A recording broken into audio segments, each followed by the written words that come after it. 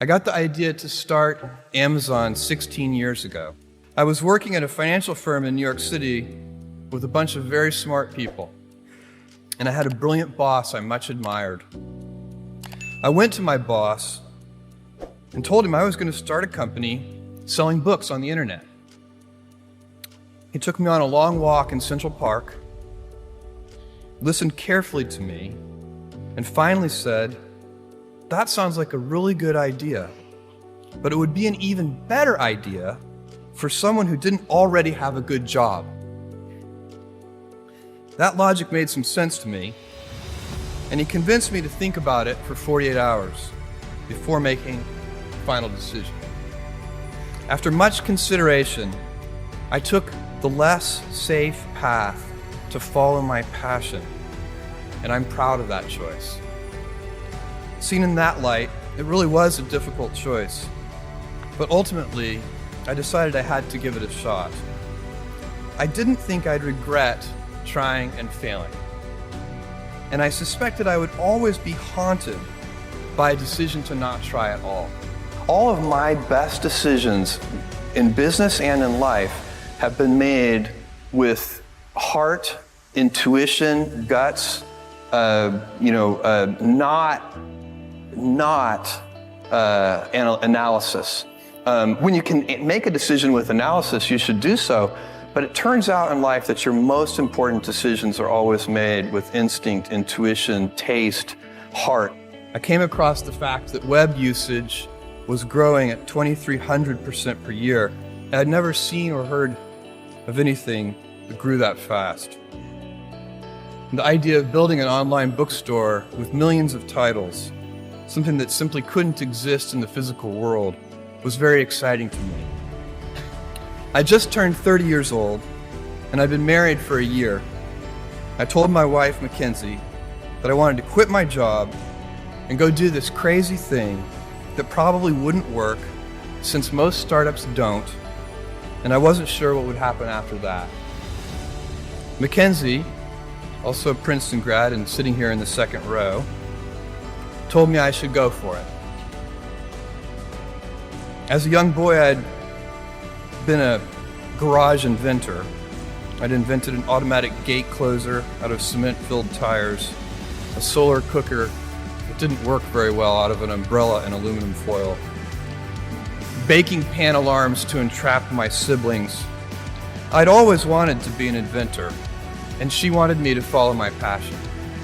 Amazon started as a very small company. It was me and a few other people. I was driving all the packages to the post office myself in my 1987 Chevy Blazer. When I raised money for Amazon, I had to raise $1 million, which I raised from 22 different investors, $50,000 each. They got 20% of the company. 40 people told me no, so I had to take 60 meetings to get 20 yeses. The first question was always, what's the internet? And I had to walk through that. And this was 1994, early 95. And so did I anticipate, fast forward to today and the current version of it? No. It has been one foot in front of the other. And I think that is true for most businesses, where you kind of proceed adaptively, step by step. You figure it out, you have a success, and then you kind of double down on that success and you figure out what else you can do, what customers want. You cannot invent and pioneer if you cannot accept failure. To invent, you need to experiment. And if you know in advance that it's going to work, it is not an experiment. And so that's a very important thing. They are inseparable twins, failure and invention. And so you have to be willing to do that. And it's embarrassing to fail. It's always embarrassing to fail, but you have to say, no, that's not how this works. If I said to you, you have a 10% chance with a particular decision, a 10% chance of a 100x return, you should take that bet every time, but you're still going to be wrong 9 out of 10 times, and it's going to feel bad 9 out of 10 times. What I want to talk to you about today is the difference between gifts and choices. Cleverness is a gift. Kindness is a choice. Gifts are easy. They're given, after all. Choices can be hard. You can seduce yourself with your gifts if you're not careful. And if you do, it'll probably be to the detriment of your choices. This is a group with many gifts. I'm sure one of your gifts is the gift of a smart and capable brain. I believe you'll even see us understand the human brain. Jules Verne, Mark Twain, Galileo, Newton, all the curious from the ages would have wanted to be alive, most of all, right now. As a civilization, we will have so many gifts, just as you as individuals have so many individual gifts as you sit before me. How will you use these gifts? And will you take pride in your gifts or pride in your choices? After much consideration, I took the less safe path to follow my passion, and I'm proud of that choice. You know, I find if I'm stressed about something, it's usually because I'm not doing anything about it.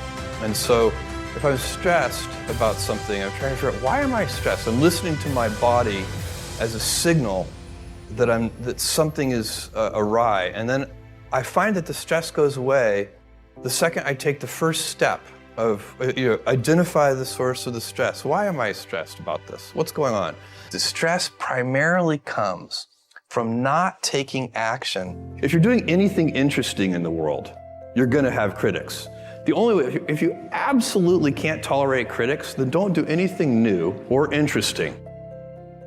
I will hazard a prediction. When you are 80 years old and in a quiet moment of reflection, narrating for only yourself the most personal version of your life story, the telling that will be most compact and meaningful will be the series of choices you have made. In the end, we are our choices. Build yourself a great story. Tomorrow, in a very real sense, your life, the life you author from scratch on your own, begins. How will you use your gifts? What choices will you make? Will inertia be your guide, or will you follow your passions? Will you follow dogma, or will you be original? Will you choose a life of ease, or a life of service and adventure? Will you wilt under criticism, or will you follow your convictions?